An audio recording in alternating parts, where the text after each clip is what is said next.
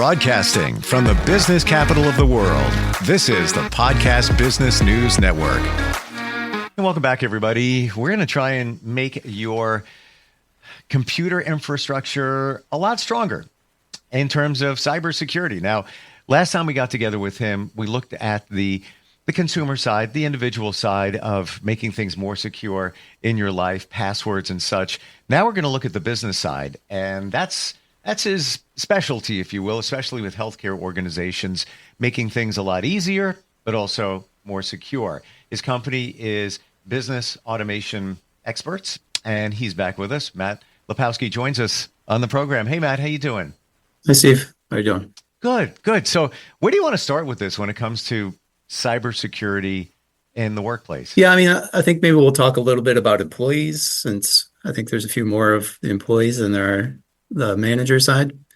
And a key thing I would say is you are the front line, right? Pretty much all of the things you read about or the things that we've talked about, basically they became a problem because it was a failing of the human, right? And it's usually an employee, not necessarily a higher up person, but a lot of times it'll be the person. And so knowing that you are critical to this and that there is an active group of people out there that are trying to target you and manipulate you, I think you just need to know that and obviously have that in the back of your mind. And so people are going to be looking for you, right? We got LinkedIn, we got Facebook, we've got all kinds of things to find out more about you. And that information is power, and people will use that against you. And if they see you are, a politician, or you run this company, or you do this or that, you now have a target on you. Now, you enlightened us last time we got together. Maybe it was time before that. And it was a surprise for me. I can't remember the organization that was breached, but it was Healthcare Connected. Which one was that? I think Change Healthcare, probably. Yeah. Connected to United. Yeah. I had no idea and this affected millions of people and businesses. There you go. Many of us don't realize what actually went down there, but the hackers wanted money to give our information back to the healthcare organizations, and they did it. They gave them that money. Yeah, 22 million. That was more to just turn their systems back on.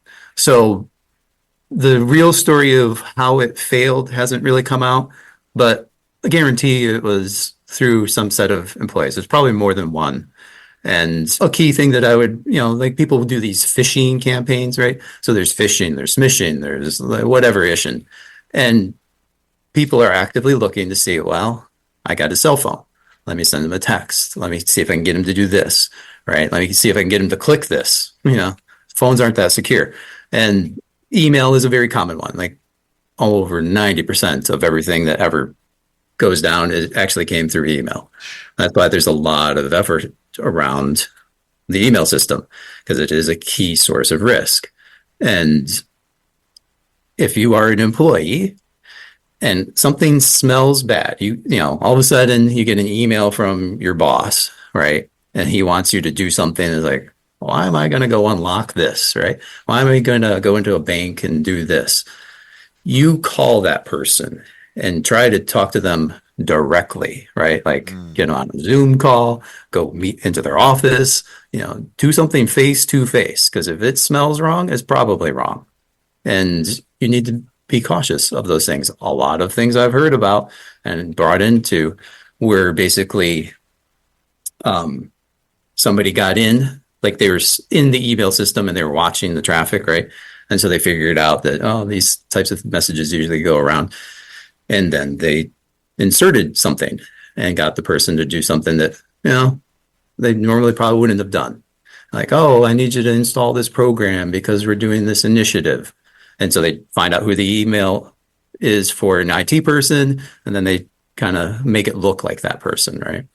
And if it is email, you always have to look at not just the name, but try and look at the email. Because if it came from AOL, but it's a Gmail address, it's like your email, delete it. Just don't even bother. Yep. It's definitely wrong. And what they'll do is they'll send something from a Gmail and it'll just have the name, it'll be like somebody would send something on behalf of me and to a person. Like it did happen to me. Like there's a guy that I work with and somebody sent me an email and like it said that it came from that person, right? But the email was not that person's email. Yep. And so they knew that I had this relationship with this person and they're like, hey, Matt, I need you to change my bank information. I'm like, no, you don't. And so I just called the person like, hey, here we are in this industry and we actually got hit, or the attempt was made. So the employees, super, super important, understand your value to the organization. And, you can negotiate with that information too, but we all have a responsibility. I think you like what I do. You like what you do. I like what I do. I kind of want to keep it going. Mm-hmm. And so it doesn't take much. That's the really unfortunate part of this. You can do something somewhat innocuous or think like, well, what does it matter? Right. And it matters. What's interesting is they get crafty. Like you said that, they'll create a Gmail address and many times you can't read the full address. So the beginning of it could be, Matt L and, business automation, but the rest of it is 482372121 at gmail.com. We don't see the entire email address, so it looks legit. And I get them all the time. I got the latest one for me is a payment that was submitted to ACH, like direct deposit in an account. There's an attachment to it and it looks real. And I do have I have a marketing company, so I have some clients that pay that way. So when I first see it, I'm like, oh, okay, they submitted. I'm like, wait, no, that's not them. So I don't even touch it. I hit the delete button, but they're getting more crafty in getting us to, click. Oh yeah. Yeah. That is the challenge, right? So I'm in Who's Who in America kind of thing. I got that in 2020. And so when they interview me, right, they ask all these questions and other things. And my daughter was going through the book yesterday and like, well, you don't say what our names are. Like, you're under 18. I'm not putting you out there. Like, this is a searchable database and it's very connected to me. I don't want them knowing this type of information. That's a great point. That's a great point because the more information you give, and we're not even talking about necessarily social security numbers or even anything really sensitive. But once you start putting other pieces of information out, let's say there's a bio on you and goes in a little bit of detail. Matt likes to grill steaks and drink craft beer and spend time with his family, and the actual kids' names are listed. That gives them one more layer of searchability to find more out about you. And then you take other pieces. Oh, he lives in, Gainesville, Arkansas. And then, I got another piece of information. So to your point, don't give it up unless you need to. Yeah. So if we transition a bit into the employer side of it, one thing that a lot of employers are doing that we usually recommend is you don't put out the org chart, right? It's not, you don't even have it. People just kind of have to know. And so it kind of stinks because you're like, oh, who does so-and-so work for? Like you spend some time there, but it's such a succinct way to devastate an organization that, like you don't do it. And if you're going to, you probably, you got to have it in HR, right? But it's not on a website. It's not. And then even if you have a company website, you maybe will have to have the top people, right? So like I'm there, but other people are not, right? Because I want them to be exposed. Like the stuff that we do, obviously people are going to be looking. So it's not necessarily it's a concern for me. I know what I'm dealing with, but I don't want to create risk for my employees or companies that I work with or others. So like I'm not necessarily going to put out there, here's all my customers, so that you can try and invent something and say, hey, Matt. That's a really good point. And I didn't even think about that because many times companies like to tout that, these, a lot of times they don't, they'll say, these are our partners. It's their clients, but it just sounds really cool. And then you start listing them. So now let's say you worked with the ABC widget company, somebody that looking a little deeper into it, can send you an email from what looks like the ABC widget company. Oh, yeah, I'm working with them. Yeah, click, and there you go. Wow. Yeah, so if we go back to like the Change Healthcare, I think it was probably a vendor. So there's a big thing with third-party risk, right? So we got all these people. What we do is hard. Even if you take healthcare, we don't get to choose our customers, and most of our customers don't want to be our customer, right? Like you don't wake up and be like, yeah, you know what I want to do? I want to go to this hospital today.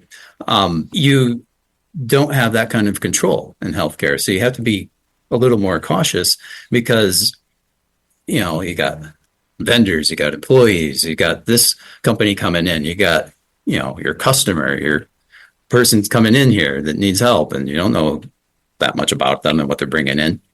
And they do a lot of things to think about those risks. So they will segment their networks and they will do stuff to try and, like if the patient came in and he had some kind of bad program, it's not going to jump into other areas. But, those systems are usually open. Yeah. Because if you're laying in a bed for days on end, you don't necessarily want to watch the TV.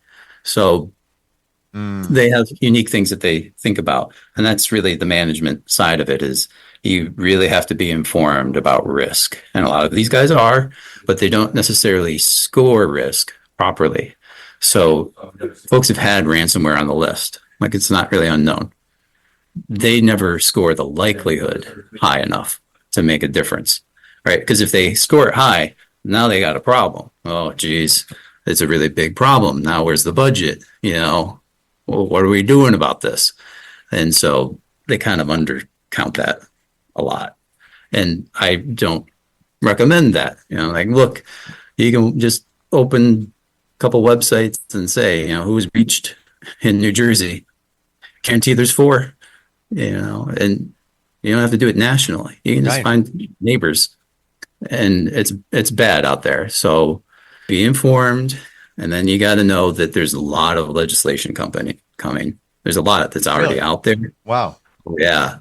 So even if you take the SEC, right? Like, so there's a bazillion organizations that you didn't even know you were going to have to deal with, right? So I don't know if because you said you have a company, right? Mm-hmm.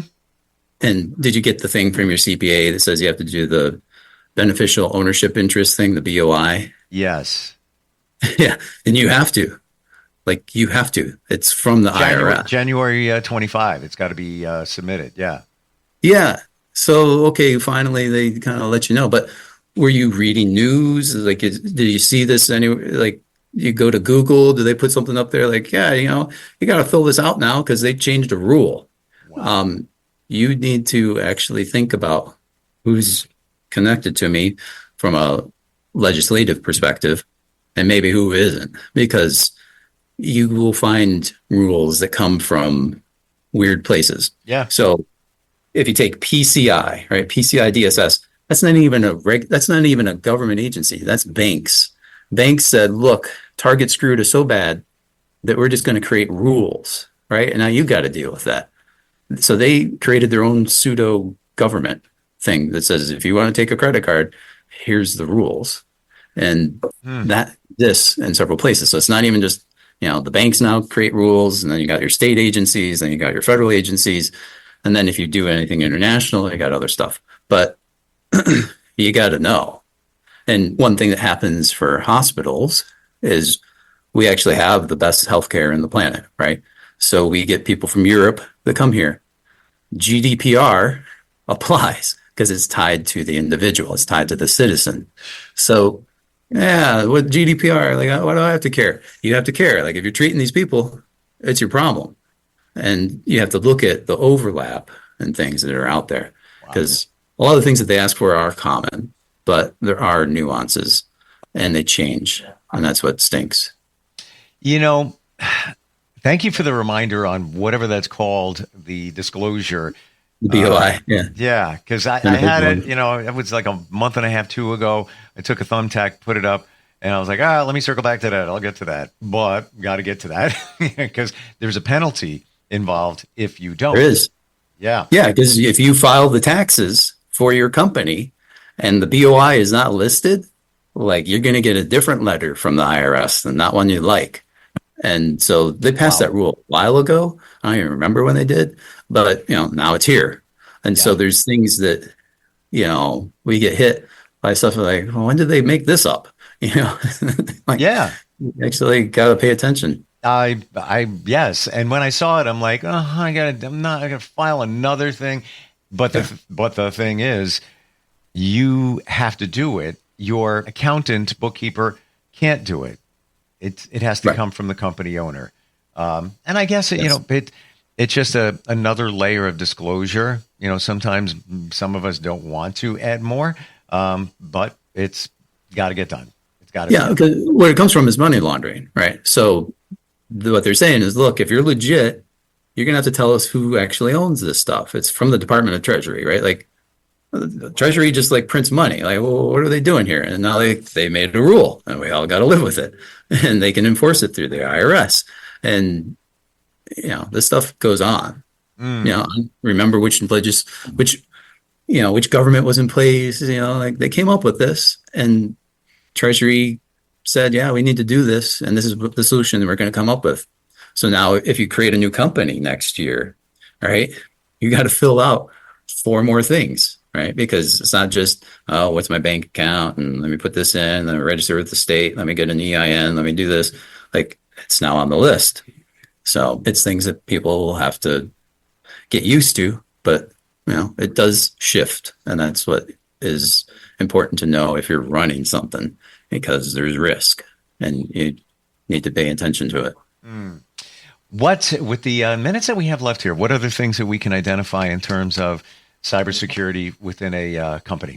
I mean, a lot of people are doing things, I would call it like when they say penetration testing, pen testing, there's a range to that. And so I think people need to be more informed, because it basically starts with what we call a vulnerability assessment. So it's just like a script that runs and it says, oh, can I log into this thing? Did you forget to change the password here? Or is this port number open? Or so it can kind of do those things. Oh, yeah. And you need to do that. If you've got, 2 computers in your company, you do it because you want to pay attention. Well, I might have shared with you in the past, but the port open, that's my surprise, where I got a new modem from the cable company. They left the firewall open. I had no idea. I just assumed they deliver it with everything locked down. Then out of my printer, I started getting messages that we're going to attack your sensitive information, cryptocurrency, send it here, blah, blah, blah, blah, blah. And it was dot matrix printed off of my computer. So it was very kind of cryptic looking, but this like evil looking figure. And then I took it and I did a reverse image search online and found others had posted it in the Netherlands and all of that. I was like, how is this even happening? So I looked a little bit deeper and I called up the cable company and they said, no, it's not on. We thought you wanted it that way. I'm like, why would I shut off the firewall? Big side note, for most of these companies, and this is, for modems that you bring in if you're not working with an IT person like yourself, you can't control anything. I logged into the dashboard. Let me check. Let me make sure it's on. Everything. I can't even shut off my Wi-Fi because a friend of mine is very health conscious, and he's like, yeah, if you're sitting there all day and you're not using Wi-Fi, I'm not. We're hardwired. You might want to shut that off during the day because I can touch it. It's that close. So I go into the dashboard. Let me just shut the Wi-Fi off, and then I could turn it on when I need it. Nope, you got to call the cable company. They shut it off, so I can't even do it on a regular basis. They got you, and those if you're using the stock, equipment from those companies. Exactly. Yeah, and I mean, one of the potential benefits of things with the cloud is they will bring more of these better practices to play.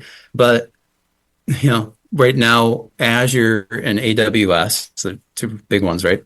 They're forcing everybody to do multi-factor, right? So for the longest time, you didn't have to do multi-factor on your core admin account. And so they're making you do it because how often they get hacked? A lot. And the problem that they're like, well, all right, this is what we're going to do on all of these key accounts for people. We're going to make you do this baseline, right? And so one thing that I typically recommend to like organizations or managers is I like to use another type of service for like SMS, right? So if somebody knows my cell phone, I don't use my cell phone for my bank account. I don't use my cell phone for different things. I will use a different kind of service that I can get a text message on so that it's connected to some kind of phone number, but I don't tell anybody what that is because it's a point of risk, right? If they're going to break in to my cell phone, what are they going to do? They're going to try and they're going to try to break into the bank, and then they're going to try and get the you code. Think about it. Everything is connected. I make a deposit to the bank. What am I using? My cell phone. Everything is there. Now, there are biometrics. You use your thumb to get into the app, but at the same time, like you said, we don't realize in this day and age how we have the web that we've created of all the information that's out there. It's mind-blowing. We're just about out of time. Right. We could just keep going forever on this. Well, I'll say the other core thing that I don't think anybody's really surprised with is, look, security and productivity, they're on opposite sides of this thing, right? So you can be really productive, but you got a whole lot of holes in your system, right? You can be really secure, but nothing's going to get done. And so you constantly, as a manager, have to evaluate, what are we going to do? Because it's a really important thing in hospitals or in doctors or whatever. Like, if it takes the doctor 12 things and got to put his thumb on all this stuff in order to get something done, are we helping the patient? Right. Yeah, we're super secure, but are we helping? Yeah. And so it's a constant balance that, you're always going to have a trade-off on it, but you got to pay attention because everybody's like, oh, yeah, let's do this, let's do that. And then they wonder why doctors are quitting. Well, look what you're making them do. Funny you should say that, because my primary care physician way back, I'm talking like 20 something years ago. Right around there, 21. He, when electronic records came in, didn't want to do it. He's like, he was fighting it. I don't even know if he still practices. He left that practice because he said, no, I'll write it down. We're all good. I just want to focus on my patient instead of all of this typing. And so, yes, to your point, it's a very delicate balance, technology versus care when it comes to healthcare. But that's what you do in terms of security, automation, making things easier, making things clearer, making things more secure. Best way to reach you, we go to the website, businessautomationexperts.com. That works pretty well. Yeah. Yep. And don't worry, it's locked down. There's no issues. It's not on my system. There's another company that I use, and there's an SSL, so you can't even use it unsecurely. Yep. But yeah, we do think about those things, but even we could delve into quite a few pieces in there. The last thing I'll say is, look, know your insurance, because every company, they get insurance. And so you really need to know what you have, because usually that's what happens. Bad stuff happens, and then they don't know. They call the insurance company like, well, that's not covered because you didn't check this box, or you didn't answer this question, or you didn't, and so a lot of the higher up folks in hospitals or whatever, they talk about how getting cyber insurance, it used to be a 12-minute conversation, and it's like days now, because they have to spend a lot of time to try and answer the questions. And is this right? And what's that? And what are we doing? Thank you for all the information, and also the reminder on whatever that form is. I got to take care of that. The POI. Yeah. I would have honestly totally forgot about it. And that applies to everybody with a business. So important. Again, appreciate it. And we'll catch up next time, Matt. Great. Take care. Be right back.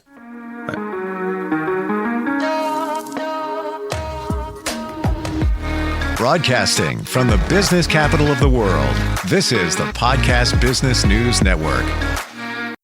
It's Thursday night, and you're grabbing drinks with some friends. Started off with a pitcher for the table, which quickly becomes two. There's pool. And there's the photo booth. All right, everybody squeeze in. Say cheese! Followed naturally by an order of wings. And another. Can we get some extra ranch sauce? Then there's the ceremonial nightcap. So what are we doing this weekend? And lastly, it's back to the car, which, if you're buzzed,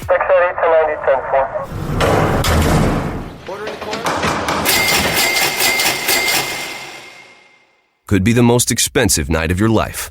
Getting pulled over for buzz driving could cost you around $10,000 in fines, legal fees, and increased insurance rates. Nothing kills a buzz like getting pulled over for buzz driving, because buzz driving is drunk driving. Brought to you by the National Highway Traffic Safety Administration and the Ad Council.